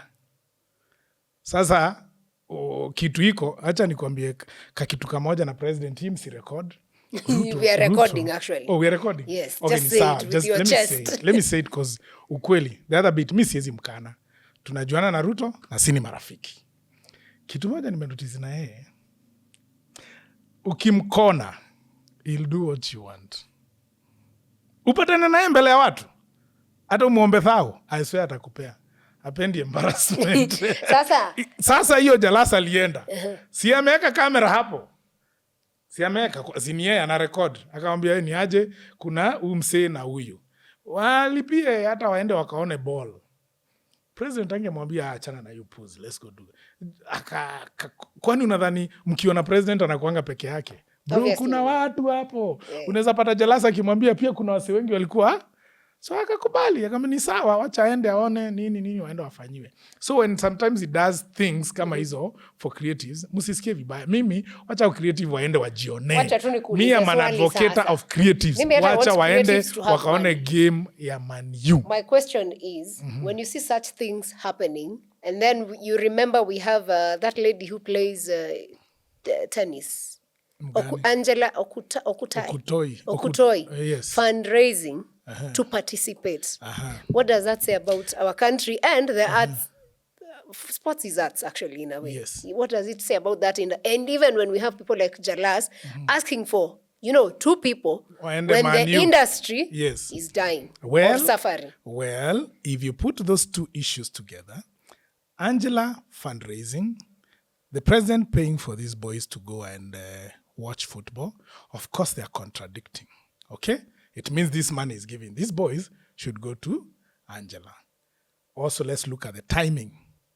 When was Angela fundraising? It's ongoing. It's ongoing? Yes. All right, good. Sorry, hiyo sikujua. Angela sijajua ana fundraise. Now I know. Hawa amelipiwa. Sindio? Sasa, hawa watu wenye wako na Angela na wengine. Okay? Wameona chenye huyu anafanya. Mimi kwa hapa nimesema, sometimes ukipatana na Ruto, kuna vile unaweza mweka box anatoboka. Utoboka. Si wajikaze basi hata warudi kwa Jalas. Waende kwake. Kwanza sahi kuna hiyo kampeni ya weka mawe. Waambie aende. Juzi amepeana kwa Magical Kenya. huyu the Kenyan boy, That was huyu yesterday, Joseph actually. yesterday, Yes. ame perform is the best golfer, amepewa milioni 5. You get Angela, watu wako waambie waende watafute Jalas, aende aambie president aweke mawe. What does that mean about the systems? Because you see, no, that which is okay. My question Hao here watu being, wengine watu wamepewa hawajapewa through the system.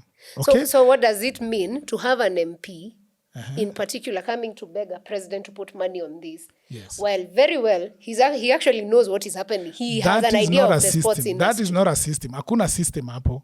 Hakuna system. Ni social. Huyu Jalas ameenda socially kuomba. Ule ameenda socially kuomba. I wish where I sit right now, kwa hii kiti yako, I wish Jalas pia naezaenda, I extend the same yenye alifanyia kina his filiodity kwa Angela. Saa hii kama ananisikia, aende atafute Angela. Sasa amwambie tuende basi. Nikulize. Because hakuna hiyo yenye una define sio system. Ile president alienda akapeana pale kwa magical Kenya Open ni magical because ni sponsored by Magical Kenya Open ndio naitanga hivyo, ni Kenya Open golf. Vile wale unajua pale wako na system. Hata kama president angepea huyo kijana 60 million, the award was 60 million. Alimpea 5 million, sindio? Sorry, not 65. The award ilikuwa 60 million. Yes. Wale ni wadosi wa golf pale NCBA wako, Magical Kenya wako na KCB. Ma sponsors wako wengi, wadosi CEO ndio hucheza golf pale. So wanatoa do kwa sport yao. That's why the title prize was 60 million. Yeah. Huyu Mkenya wetu hakushinda. He was the best in the country, but hakushinda the Kenya Open. So I think President aliona huyu ameachwa nje, akampea yeye, akampea. Now, if we were to follow the systems, hata huyo kijana angepata milioni 5. If we were to follow the system, hata huyu kina Wisfilodity hawezi pata. Hiyo system iko. I don't know. I also don't understand why Angela hajapata msaada that tunamfundraisia. However, if Jalas anasikia hii na anaweza toanisha president, kuna system, kuna sports funds, ndio. I don't know, I don't want to speak much about your issue ya Angela because I don't know kama alienda kwa Sports Academy akanyimwa, aliona CS Mvuri akanyimwa, alienda kwa PS Fikirini akanyimwa, PS Njenga ndio sports. Alienda huko, I don't know kama alinyimwa, sijui, maybe unaweza pata hajaenda, or maybe alienda ikakuwa difficult. I wish if kuna member hapa ako parliament anaongeanga na president, mimi nikienda ama nobody. Ni rafiki yako? Ni rafiki yangu. If I would go as a friend. If I get a chance I would ask. Lakini pia tujuani na Angela. Hawaja reach out kwangu, hawaja reach out kwa Jala. If she did, naweza jaribu. Naweza enda hata pande ya kwa Kindiki nikamtafutie nimwambie mkuru sasa hapa kuna madam mambo yake yendi vizuri. Vile mnaweka mawe huko simumuekelee hata kanjiwe kandogo. I don't know but si hata ujaribu. Hata mimi by the way I don't even know Angela in person. Yeah. But I know the campaign. I wish anaweza reach out more because pia namtafuta aje. Sasa naenda kumtafuta wewe kuja nikupeleke. Imagine by the time ana fundraise it means she has reached out to certain people. Yeah, just that maybe she hasn't gotten to you or me or you know.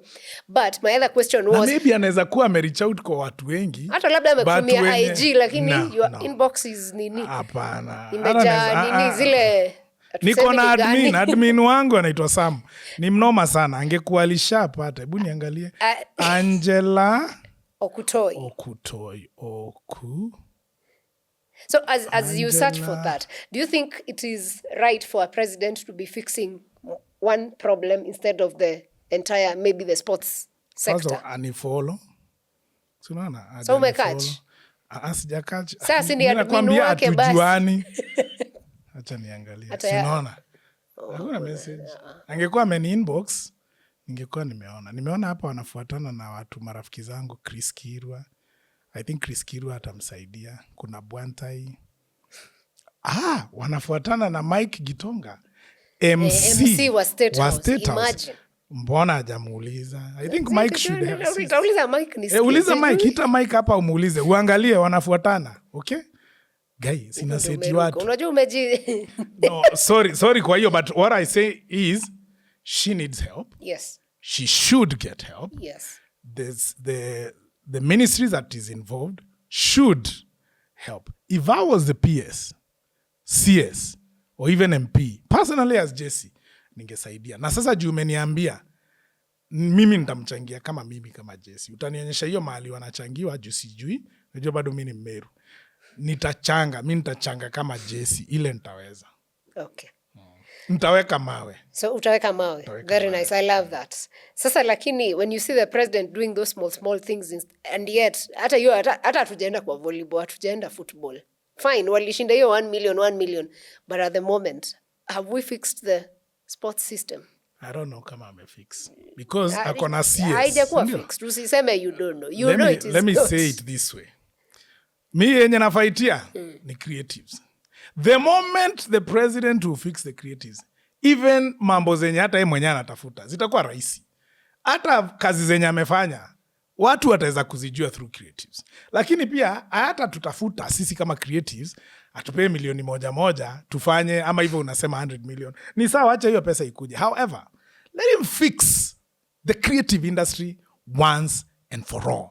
It needs to have, let me tell you where I'm going with my point. What does fixing the creative economy We don't have a mean? state department.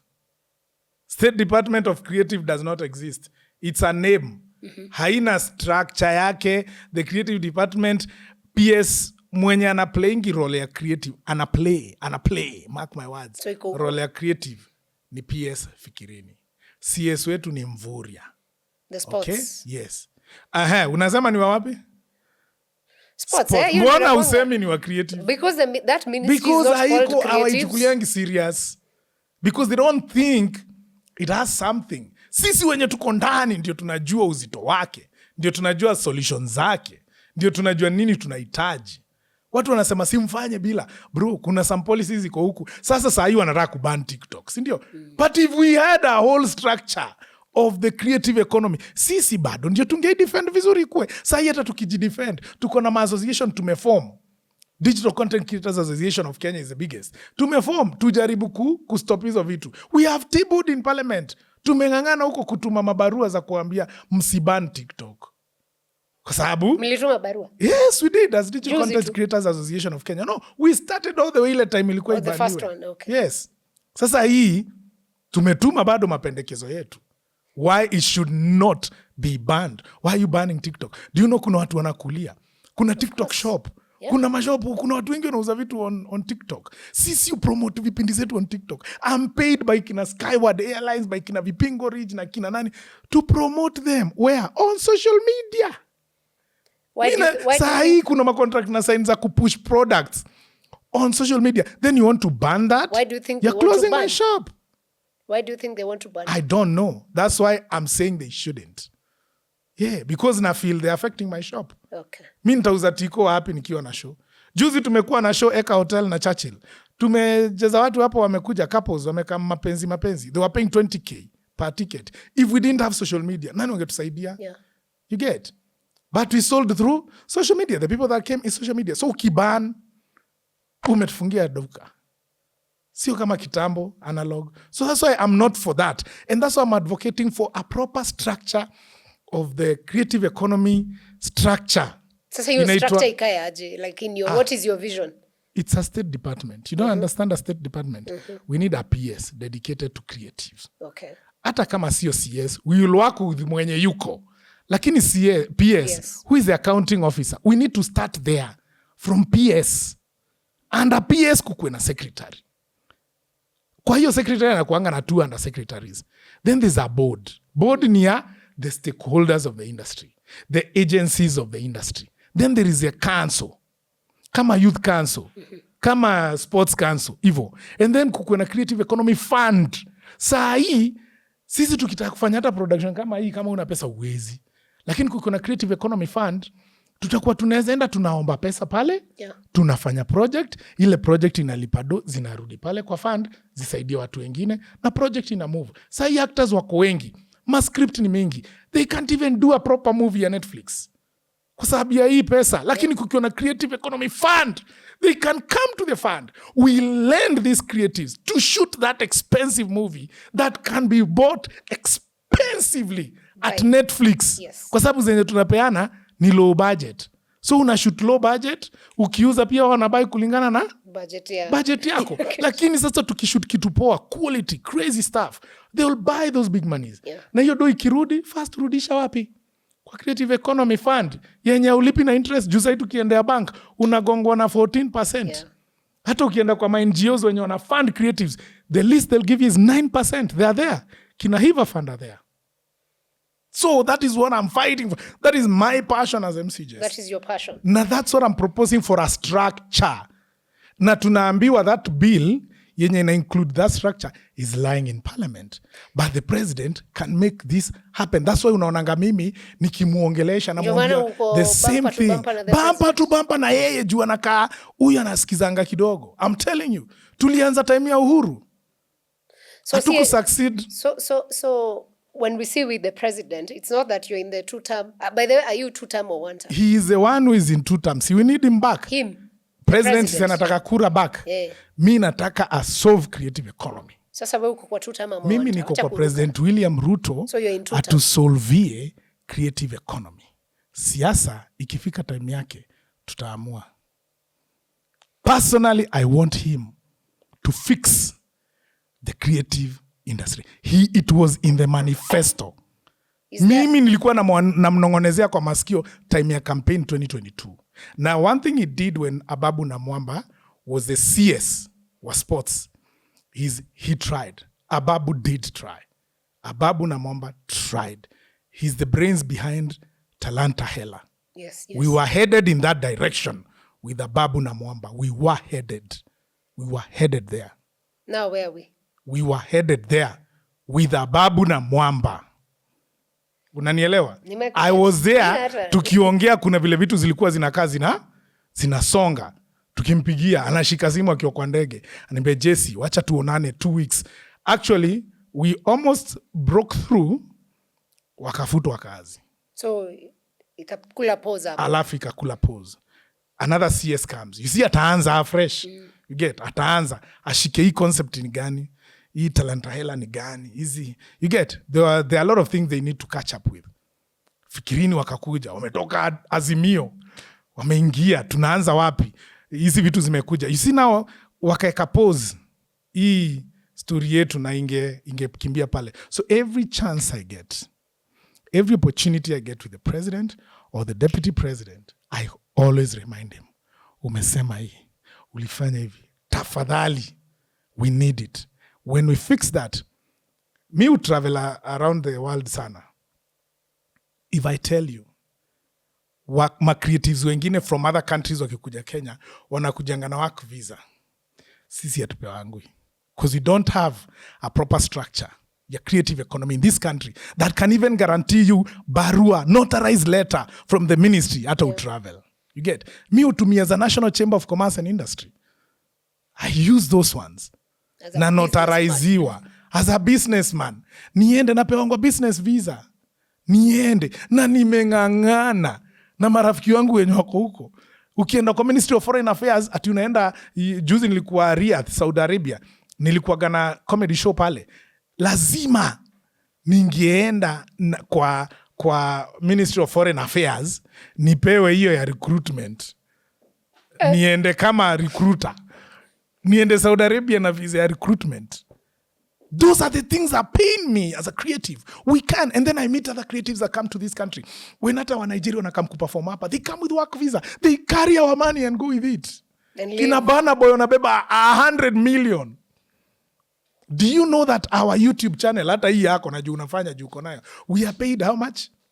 150 to 200K a month for 1 million views.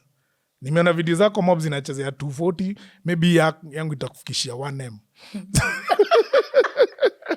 Maybe, we don't know. Yani tunachezea between 150 and 200. For a video yenye imekufikisha 1 million. Unaweza pata it's interview ya Jessy, ya Lumumba, ya nani, ya mwingine. Zote ndio zinakupea 1 million. So you are paid 150. Outside Kenya, creatives are paid between 800,000 and 1 million for 1 million views. Speed alikuja hapa alicollect mob sana juu page yake ni ya US. Au 300,000 people aliongeza hapa. Views zilikuwa 50 million.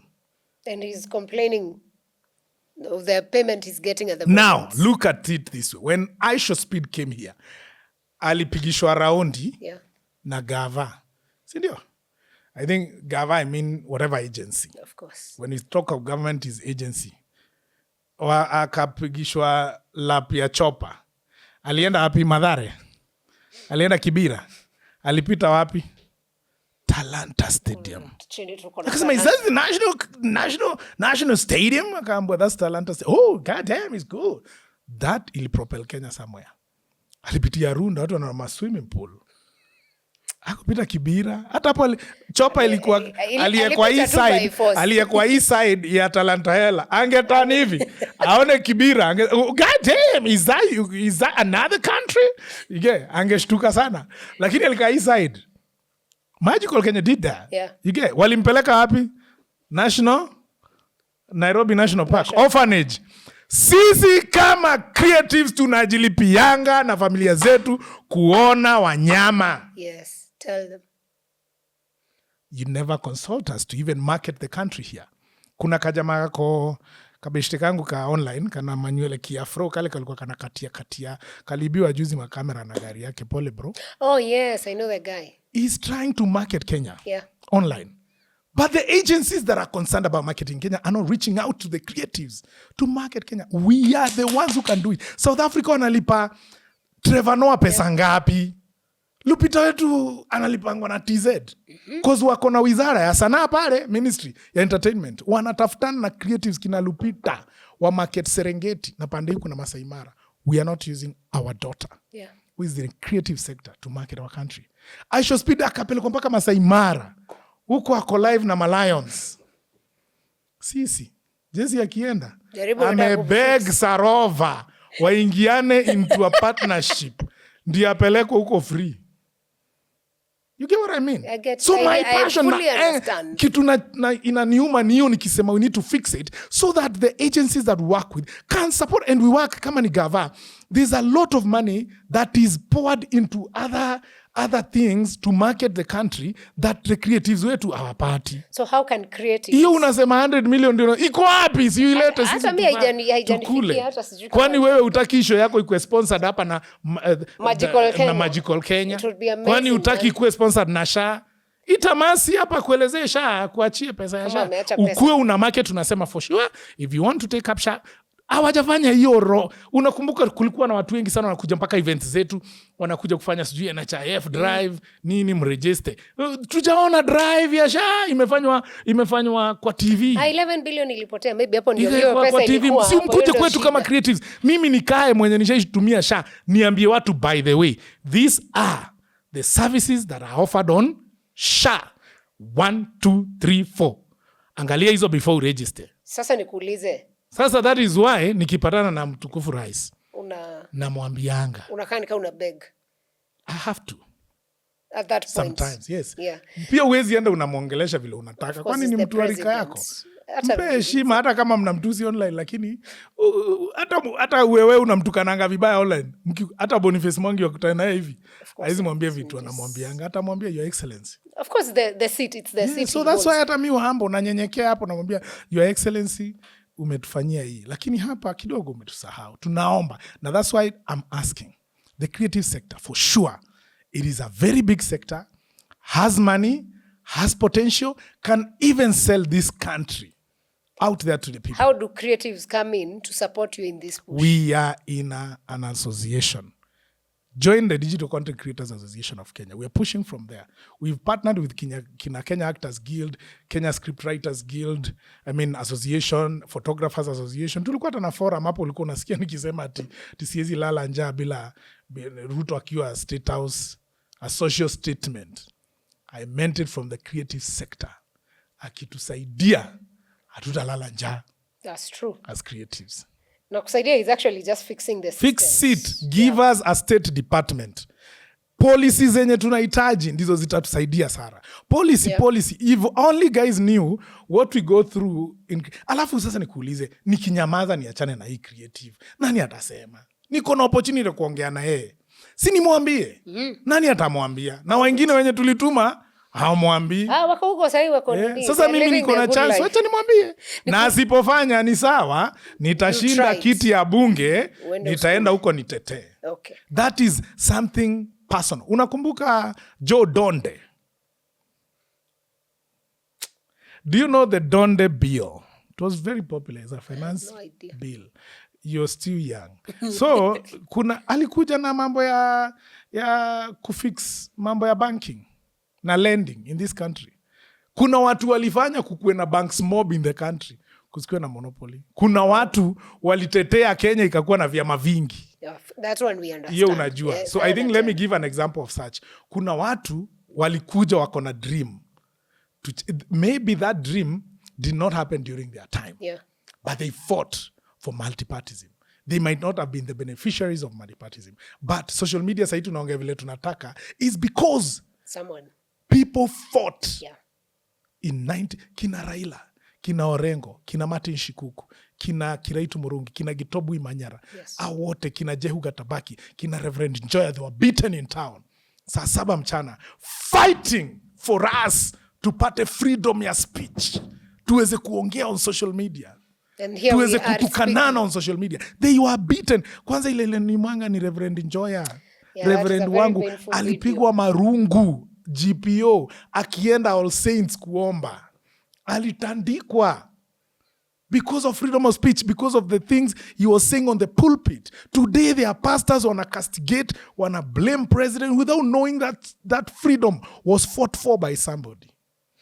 I think so if I don't achieve much, maybe I'll have achieved the fight for that creative economy. Boom, isonge. Then other people can pick it from there. Waendelee nayo. Wherever I'll be seated, maybe nimeretire niko Meru 99 years. Ama 101 kama Charles Njonjo. Nitakuwa nasema, yes. You did that. I did something small that now people are enjoying. Right. Were it not for kina the late Wangusi na Fred Matiang'i wakati walikuwa hapa kwa ICT, they fought for tunatoka analog, tunaenda digital. We may never have these platforms on social media kuongea vile tunataka. We may never have had this show. Yako hapa. But people fought. Mgala muue, lakini haki yake. So I'll fight for one. Keep fighting. I'll stand for one. Stand for that. Even if it's the only thing I'll do in my life. Okay. At least you've done more. And we wish you good luck with that because that will be a game changer. So watu wakiniona na president, ukiniona na William Samoei Ruto, right now is the president. I want to use that opportunity, that the fact that tunajuana, nione kama atatusaidia to fix tu. Senje, my fellow comedian, alikuwa nataka kuenda nje kutritiwa. Akakosa visa. My friend, mi nateta hata hizi mambo za visa. Because tunaorganizi wangu wa mashow na watu wa nje. Unapata UK, people make losses. Kama London sana visa ya UK kupata si rahisi. People are inviting you to go and perform. And then munaanza kuapply visa, inakaa, unazungushwa. Hauna papers. Leta bank statement. Leta invite. Huyu amekuinvite akutumie bank statement zake. Vitu mob. Ndio upate. Time inaenda, na ule mtu anafaa advertise show. So unapata visa leo, show inaanza kuadvertisewa 2 weeks. Utapata wale watu wengi ulikuwa unatarajia. But if it has time, kama sahi niko na show United Kingdom in London, in August 29. Inaitwa Gemishia UK. Bado mimi ni wa Murima. Ama mimi si wa Murima juu mimi ni Mmeru. Todo wetagwa mwagirora tedio iko hali yake kwa wewe. Murima. Ni mbarage nyage iko bwana. Na ndio Mumeru. Na si wote ni Murima bado, si ndio? Hiyo show nimeinvitiwa. UK tuko mimi, kuna Njugush, kuna DJ Dibul and other people. The show has been advertised by Faith. Mimi at least niko na visa ya UK, nilijirinuia mingi ya vitu mingi juu ya ukora yangu tu. Njugush I think ako nayo, Dibul the other day alipata for the first time. Imagine last time tukifanya na Dibul, he got the visa like today and the show is next week on Saturday. Luckily we had already started advertising but he didn't have a visa. Tukutana naye hapo organizers wakiniambia mazee siende usaidie Dibul apate. Luckily by the grace of God hii sura watu wameshikona kwa TV. Unaenda pale kwa visa unajaribu kuongea na mtu mazee si ongea na huyu yako huko mwambie ni sisi. Tuko genuine. Because sometimes unapata hiyo Ina work. Hii kukua tunajulikana kama tuseme mimi nimefanya entertainment for long. I meet people who were watching me while they were still in high school. Yeah. So when they see me, they get excited. They tell those other people that, hey, by the way, huyo mtu tunamjua. Do you know, Sarah, mi nikiapply hizo visa za kwenda majuu, mi weka mpaka picha zangu nikiperform on Churchill show. Mi weka contract zangu na NTV. Mi weka contract zangu na Churchill. Mi weka picha na link. Ndio in case munafikiria kuninyima. Imagine that's me. A whole MC Jessy doing that. You think I don't want to come back home? You think I don't want to come back home? I have a lot that I'm coming back for. I cannot run away. Yeah. That's what najaribingi kuwaprovia. Now that's me. A whole mina. How about that creative? Mwenye hana hiyo portfolio niko nayo. Yeah. Mwenye hana hiyo bank statement niko nayo. But ameinvitiwa. For the first time anafaa kuperform nje. Na maju kuna do. Tiko moja si charge between 5 and 15,000 Kenya shillings because of the exchange rate. Yeah. Unapata pale tiko inauzwa 100 pounds. Uko kwao ni kidogo, lakini huku 100 pounds bro. Huyu kuja na 100 pounds times 170. That's how much? 17. Utafanya show. Yeah, 100. Ni pesa ngapi? 170. 17K. Imagine tiko ni 17K. Yeah, one person. Yeah, one person. Wakicharge 50 ni nusu ya 17. Wakicharge 35, unaona kuna tiko ya less than 5K. Na sisi hapa tukifanya show, we charge 1,000 bob or 2,000 VIP. Uko regular ni 5K. VIP ni 17K. And they show up. That's Kenyans love us in the UK. Yeah. Last year when you did in Ngemishia, UK, in Coventry, tulikuwa na more than 1,200 people. That's beautiful. Mi ukweli nilirudika nimeshiba. Nilirudi na pounds. Hata ulikuwa unakaa tu uko na power. Hata nilikuja hata nikashindwa vile nitafanya nikapeana. But that's what I'm telling you, Sarah. I can sit here and talk about creative sana because I have gone through she does. I'm a creative. I've met other creatives in other countries. I've seen how they roll. I've seen how much money they earn, and I feel for us here. Alafu sisi tutalipiwa na service bana. Utalipiwa kwenda Cape Town trip na hiyo na bonfire. Uende ulipiwe, uende uone urudi. Upate nyumba yako imefungwa na tu bado na minus. Na bado lazima upost because umetumwa South Africa. Si hata unataka kwenda kuona. Umeenda kuona South Africa. Umeenda Cape Town. Umepiga mapicha. Cape Town ni kuzuri. Ndege ujaenda na kandege kabaya. Umepanda KQ. Ni mzuri sana. Kenya ziko sawa. Umepanda hapo. Umetritiwa vizuri na watu wa KQ. They might even upgrade you because maybe they know you. Wameku-upgrade umeka business. Utapiga picha ya business. Upost na utag bonfire. Umeenda. Umefika South Africa. Bonfire umekupangia places pa. Umekuwa picked. Umelala hoteli mzuri. Umeenda excursions. Because with travel agency, excursions nazo wanajua. Umepelekwa kwa Table Mountain. Umepanda cable cars. They are working in conjunction with other travel agencies in South Africa. Yeah. And those travel agencies are working with their partners there. Yes. When you wanapea vitu free. So you've actually gone for free. Yeah. Done all those things for free. And come back na picha. Na umekea watu online. You get? Urudi, upatane na landlord. Hatambui. School fees. Hatambui. Alafu umeweka zile picha zako online. Then you create your ailipi. Na maybe wewe ni mjinga hata hujai register hata SHA. So hauna medical cover yote, even the cheapest in the country. So ukipata magonjwa, what are we going to do? Tunaweka paybill. Tutakuchangia. Alafu watu wanaanza kusema nini? Na vile tulikuwa tunakuona ukituflosia kwa Kenya Airways. Kumbe. Na nini kumbe una kakitu. Si makosa yetu, ni system zetu na policy zetu. Pia ziko aligned vizuri. That is why unaona hata KQ wangetaka kutulipa. Lakini pia wao wana make losses. Abu, let me ask you, now that we are speaking about influencers. TV is also mambo mingi sana President Ruto. I love the passion. Tunaongeanga. Tafadhali, see that thing I'm seeing. I'm the one in the creative napitianga hizi mambo. In fact, one of the top creatives in the country that have gone to these countries to perform. I know how I get my visas. We are paid to do these things. But najali pia wenye wako nyuma yangu wote. Tufiksie hii kitu. Give us the State Department. Ndio tuweze. Sarah, I'm proposing, si tukilipwa, kama nimepewa job na Safaricom, they pay me. Yes. Wananilipa my fee, 10 shilling.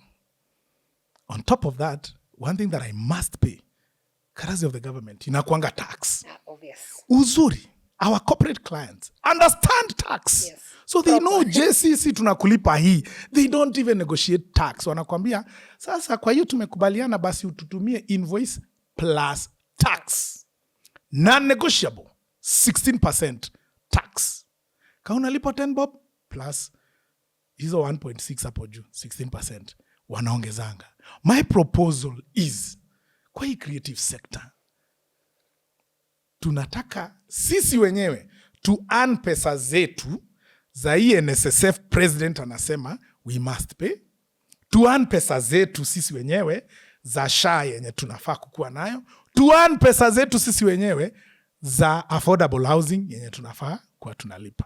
Tusikatwe bure. So whereby Jessy anafaa kulipa 10 bob. Lakini with the policies that we're going to put, because it's government requirement, wacha kwa hiyo pesa mi na earn 10, ni negotiate na client that atakata SHA, atanikata NSSF.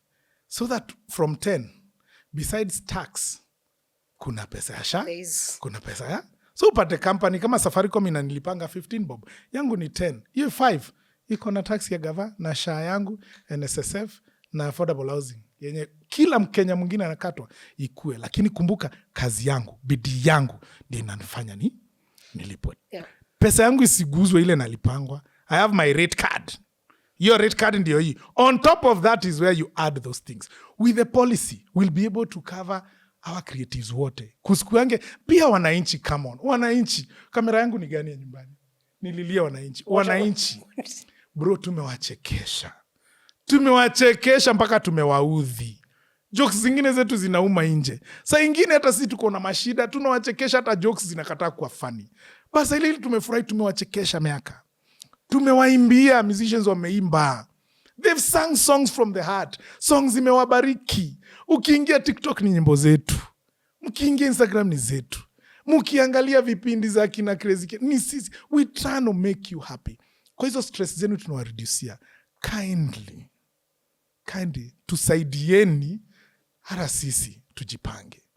Hii ndio life yetu. Mkiona tunasukuma hapo, supportini creative reforms.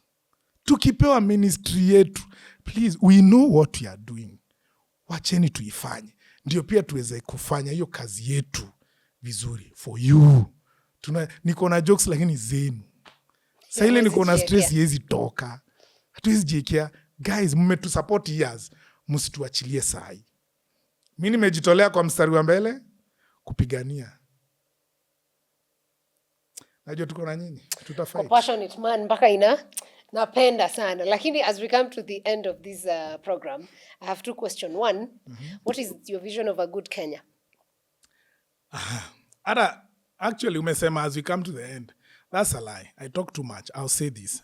Kenya, sisi ni wapoa sana. As Kenyans, we are amazing citizens.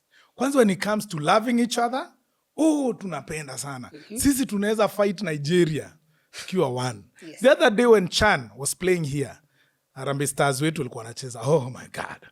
Whether ukue 2 term, 1 term, 0 term, whatever term, we were one Kenya. Yes. When the president alikuwa anakosa kumention ni nini players watapata wakiwin, tulikuwa tunazusha mpaka anaongea. Mpaka tunawahesabia. Nobody was jealous of Harambee Stars going home with an affordable housing house. Yeah. Na simesikia hajai complain, meaning walipewa na pesa. Tukiona zinabebwa na wheelbarrow wanapelekewa hapo Weston.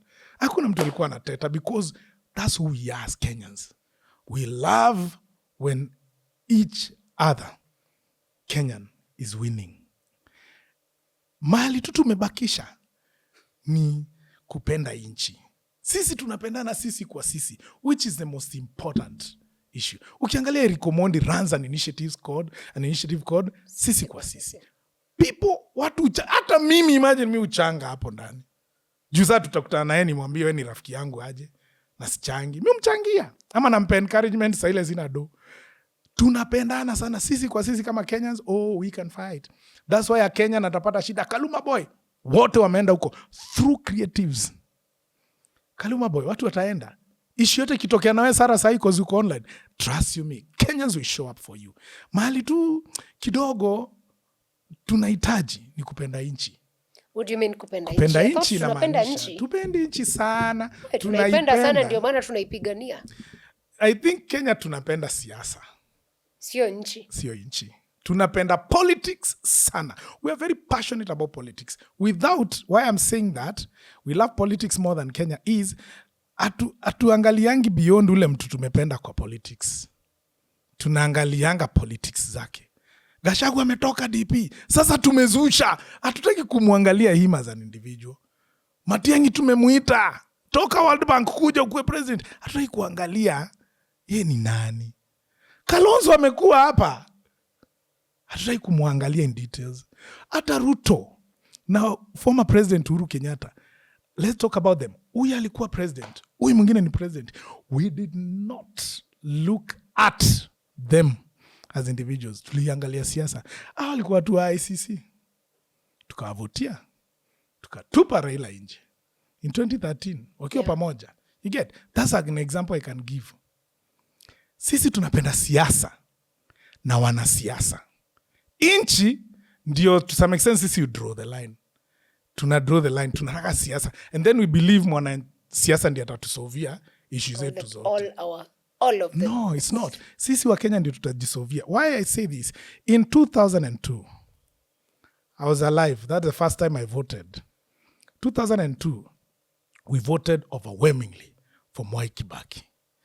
We did not look at politics as Kenyans. If you were alive that time, let me talk to the Gen Zs that maybe were not born then, and some were born and some were babies. In 2002, we had a reawakening of Kenya. We had haikuwa about maandamano. That was when, for sure, I saw Kenyans loving their country. Gen Zs, mumetuakia polisi juzi during maandamano. There was a time you couldn't even look at a cop kwa macho. Angekuchapa. Anytime police angekushika. Una ID, una nini. Saa hii hata polisi wanakuanga majenzi bado. Na millennials. Police wali relax. Wali relax in 2002. Until maandamano happens. No. 2002 hakukuwa na maandamano. No, I'm saying 2024. They relaxed until 2017. They relaxed until maandamano. Yeah, that's what you mean. Yes. Tuliishi vizuri na polisi. Ikacha kuitwa police force. Ikaitwa National Police Service. Ilikuwa inaitwa police force. It was by force. Wakitokea hivyo walikuwa wanatandika wanafunzi wa Nairobi University hapa, wanaumia na ujio wameenda wapi, wanapigwa marungu. Saa hii hata kaa tear gas. Imagine saa hii ni tear gas. Before ilikuwa jembe, mti ya jembe. Bro, unapigwa moja ya mgongo. 2007 tulikuwa KICC tukiwa watu wa ODM Professionals Network. Tulianzia maandamano hapo. Zile marungu. Mimi nishaitandikwa rungu na GSU. That's why siwezi karibia maandamano. Juu nilienda kuponea Meru. Nienda kuponea Meru. Nilikuwa university. Ushaekelewa rungu ya mgongo. Ni bahati kuvunja mgongo. Nilipigwa ya jembe. So unajua lakini wamegraduate from that to shooting people. Nee, because so 2002 Kenyans loved Kenya. Tukapigia Mwai Kibaki because we loved Kenya. Newspaper when Kibaki won, zote zilikuwa na the same headlines. The New Dawn. The love we had for each other, for our country, aunge overlap. Wakenya walikuwa Michuki akakuja akasema lazima tufunge safety belt. Tukaitwa a walking nation. Gen Z. Mambo ya kukaa kwa matatu watatu ilianza during the new Kenya in 2002. We had hope. The cabinet was hopeful. The people that were given ministries were professionals. Kiraitu Murungi, shikilia constitution. Raila Odinga, engineer, shikilia public works. James Orengo, pewa lands. Anyang' Nyong'o, planning. Kina nani, Murungaru, enda security. Walikuwa watu wa provincial administration. Kila mtu anapewa according to their. Ngilu akaambiwa wewe kwenu hakuna maji. Shika Ministry of Water. Solve mambo ya maji, usikuje kutuambia Ugambani hakunanga maji, we shikilia maji. Everybody was given according to their profession. That was a new dawn for Kenya. We loved Kenya. I wish the same spirit would come back right now in this country. I think there's a revival. Sisi tunakuanga na tabia mbaya kutupa takataka ovyo ovyo. Imagine una drive hivi ama uko kwa matatu na mtu kulamiwa jua anatupa nje. That's why I'm saying we don't love our country. We don't love our country that tunaipora, tunaiba everybody. Hata wewe ni vile una chance. Na mimi si mwizi. Hauna chance. I'm saying watu angalia kila MP anapeangwa 150 million. They still many of them. Juzi tumesikia watu members wa Northeastern wakiteta. Wakaambiwa wao ndio wanaletanga wako na ma-apartment huku Kile na mamall. Na hawakukataa hiyo parts lakini. Na huko kwao tukaambiwa hajajenga. Nimeenda Mandera ukweli. Hamna. Hawajajenga kweli kabisa. Hamna. Nimekuwa Mandera hamna waraba hali yake wengine marafiki yangu mimi ametembea sana huko. Lakini hamna. Ngoja sasa ndio nauliza mapenzi ya nchi yako wapi? Nchi inapendwa na nafikiri Gen Z are actually teaching people to love this country different because did. Sarah, don't say they are teaching. We did. Do you know why millennials didn't go to the streets? Wengi. Fear. We just had a lot of fear. No, there are many Gen Z friends of mine. Even that guy is a friend of mine. I always open videos for them on YouTube. Naambia, don't stop fighting. We also did. These things you're doing are not new. They've been done before. Maybe when Gen Z, Sarah. Watu wameenda street, watu wamechapwa, watu wamefaitia country. It is your turn, Gen Z. It is your turn. We did what we could. It is not fear. We achieved what now you're having. Yeah. We fought for the freedom of speech. It's steps. It's steps ahead. Yes. Now, hapo mko kwa freedom, endeleeni. Fantastic. I love that. Stop. Hii country stop. We can't stop. Wacha sahi tunasikia tunasema Sifuna tengeneza chama yako. There was a time ungetengeneza chama in this country. Yeah. Sasa, people fought. The ones ahead of us. Wenye tunasemanga fear.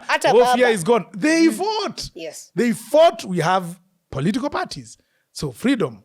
They fought. We fought. Kukakuwa na ama unadhani 207 hata watu wakipigana walikuwa wanapigania nini? Nani walikuwa wanaandamana? Every time unaonanga maandamano zilikuwa zinaendelea. Who are the people that are being tear gassed? Every Monday. For the fight, ndio kura isikuwe inaweza kuibiwa. That every polling station, ukipiga kura, ihesabiwe hapo. Unadhani nani alisema hiyo? Baba. Alikuwa anasema peke yake? Of course not. What was happening? Because you were covering KTN that time. You are a director there. Every Monday. Maandamano wapi? University Way. Wale vijana walikuwa wanaenda maandamano.